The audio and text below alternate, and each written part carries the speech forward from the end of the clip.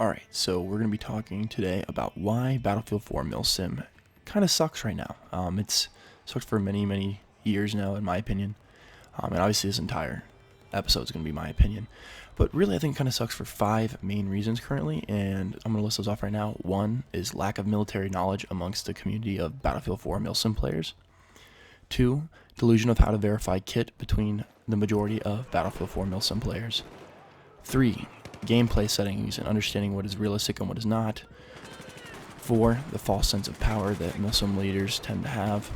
And 5, the culture of small unit killing, where we don't have a nurturing environment for small units to be able to even get their foot off the ground and be able to self-sustain. So we're going to talk about topic 1 here, which is lack of military knowledge. Now, as a person who uses Army field manuals in all of our trainings, we don't see a whole lot of lack of knowledge between us as upper command staff, but we do see a lot of disconnect with our lower members too, which is unfortunate, but people want to learn what they want to learn. The really big issue with Battlefield 4 Milsims, lack of knowledge from the military standpoint, is leaders and upper command staff and other Milsims not knowing really what they're talking about. I can't tell you the number of times I've joined a BCT before I started leading my own units, and they would say, hey, get in the squad column, and they'd line us up in a straight line. Like, that is not a squad column. It just understanding how to use, like, field manuals. Like, there's Army field manuals that exist. There's all these training resources that have this all laid out, written out, and gives you a step-by-step explanation of how everything works, and people don't use those. Like, we use field manual 3-21.9, I want to say, if I'm remembering this correctly, is our infantry squad and platoon handbook that we use for like our formations for squad file, squad line, and squad column. I'll link some of those down in the description below, ones we use. But like, we have another one that I believe is 3-21.8, which is for striker battalions, so understanding how to organize armor with infantry. And 3-21.15, I believe is what it is like our armor field manual that we use to go over how to set up tanks and terminology and general tactics that actually work in game. I mean, at the end of the day, this is a video game. There's going to be a disconnect from real life. We have to do things that makes sense from the gameplay standpoint. But for the most part, a lot of those are very transferable. It's the same thing with like the formation of a fire team wedge. Generally speaking, if you're moving from objective to objective, you're going to move in a fire team wedge style formation where you have optimal cover to your flanks and front, where you're able to progress towards an objective, and if engaged, you have the ability to respond correctly, and you're not all going to die from a single burst from an M16. So you just see a huge disconnect in the lack of understanding of what actual military tactics are in the community, and there's nothing there to help educate people on it, which is really unfortunate, which is what we're trying to do here with this YouTube channel, at least this series of videos anyways. So number 2 is the delusion of how to verify kits. Currently, the majority of people say, hey, here's how you verify something exists. You find a photo of your unit using it, bada bing, bada boom, that means it's used. That makes absolutely no sense, especially with a lot of groups that I'm going to be speaking about is more U.S. Army, is if I'm in the Army, and let's say you're an active National Guard or reservist, if you get deployed overseas in a combined arms warfare situation, you're going to have full access to all assets that the military has. And I'm speaking about the Army currently, so if the Army has this type of weaponry, and if people have used it in the past in the same situation that you're using it in, you get access to that. A photo of someone using something means nothing, 1, and 2, I don't know a whole lot of people that have photos of Spec Ops guys using classified weaponry, but we know they still have it. It's like the 416s that were used to kill Osama bin Laden. We know that was used, but you don't have any photos of that. You don't see that, but we know it's there.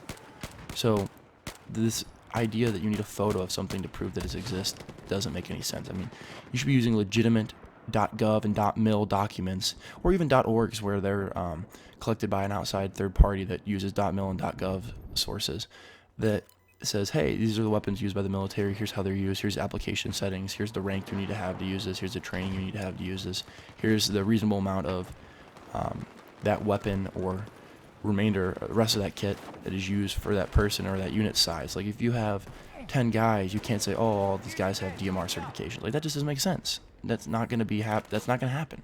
You're not going to have an entire fire team that every single guy has a DMR because the map makes sense for that. Like, that's not how it works.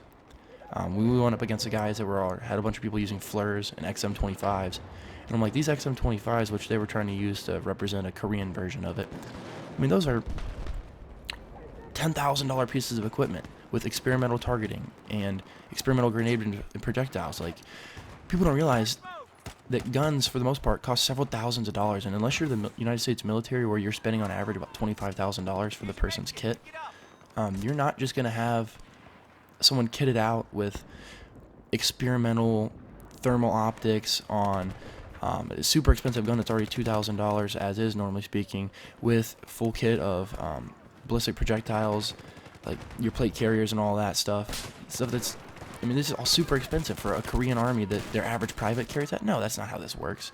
You're going to have that you're going to have one of those for maybe every 10 guys, so a squad size helmet, which even then, that's still really rich. And that's not going to be a guy that's an E1. It's going to be a guy that has experience, time in, and for the most part, those are specialty weapons that are going to be used under certain circumstances, and I'll see people use those in a standard Milsim event. It just doesn't make any sense. It's preposterous.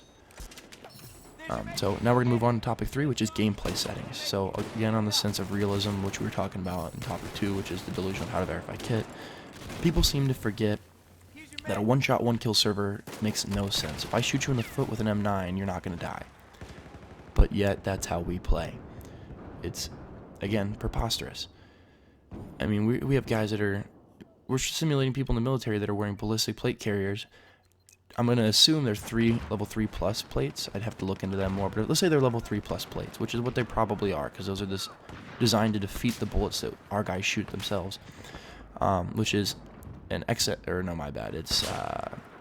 forgetting the technical name right now, but green tip 5.56 ammo is what a 3 plus will stop. It also will stop,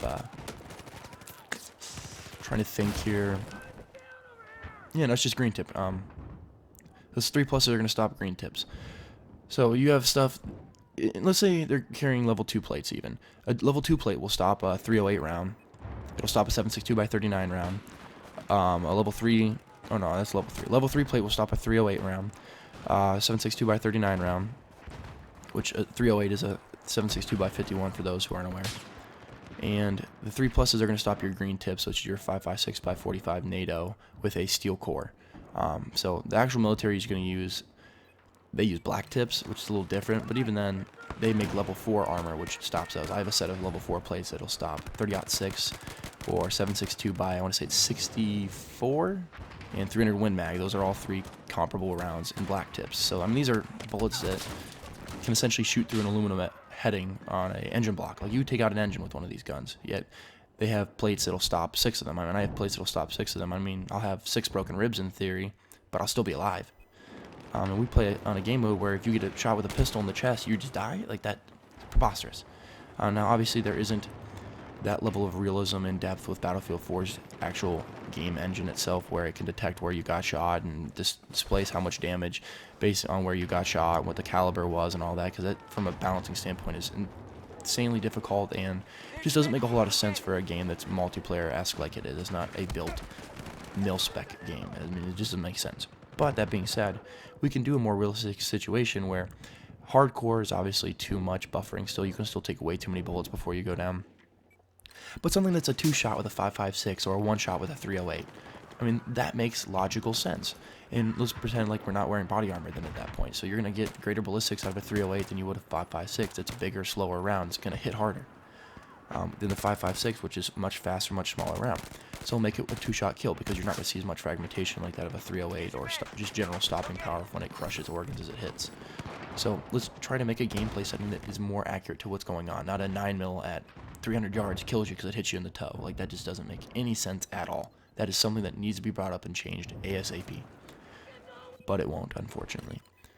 So we're going to move on from here to topic number 4, which is the false sense of power that Milsim leaders seem to have. You see a lot of guys that have 10 guys under their command that just think that they're like, hey, I'm a colonel. I have 10 guys underneath me. I'm a colonel. Like, one, that's not how rank proportions would work anyways, but I digress past that point. Is 2, you got these guys that are in charge of 10 people that think that because they're in this communal group of people that tend to play on a similar standard, that their word is equivalent to the word of someone else that's been in the game for many, many years, has a unit 7 times as large, has full assets, and it just doesn't make sense. You have all these people that are meme teams. I mean, that's really what it is. You have these small groups that are collective of people that have been around for a while, but they themselves are new, as a unit. The unit is new, and they just say whatever they want, say absolutely whatever they want, and they just ruin everything for everyone. I mean, they're just toxic people. They're just trying to degrade people. And you see that again when the next topic, which is small unit killing. You'll see big units and those small units like I'm talking about do that here, where they're going after these small units that are just trying to play fair, trying to play realistic, want to get their feet wet, just get their toes in the door or whatever, and try to grow and learn from the people around them. And you have people saying, oh, you gotta merge into us, oh, you're a protectorate, if you don't accept our protection deal and like the terms of you essentially paying us some form of tribute, we're just gonna screw you up. Like, that's just dumb. I mean, that's bullying. I mean, we're supposed to be a community of people that like to play video games, and we like to play them in a mil-spec aspect. What's the fun in me trying to do that if I got everyone else that's been around longer than me, and yeah, they got success, great for them, but they're trying to shut me down? And I'm not talking to me specifically, and it has happened to me in the past, but I see it happen to all these small units all the time, where I'll be allied with someone and say, oh yeah, there's this unit over here, they just started, we tried to get them to merge into us, but they denied it, so let's go raid them. I'm like, guys, that's just dumb. You're bullying these people because they didn't want to merge into you. Like, let them do their own thing.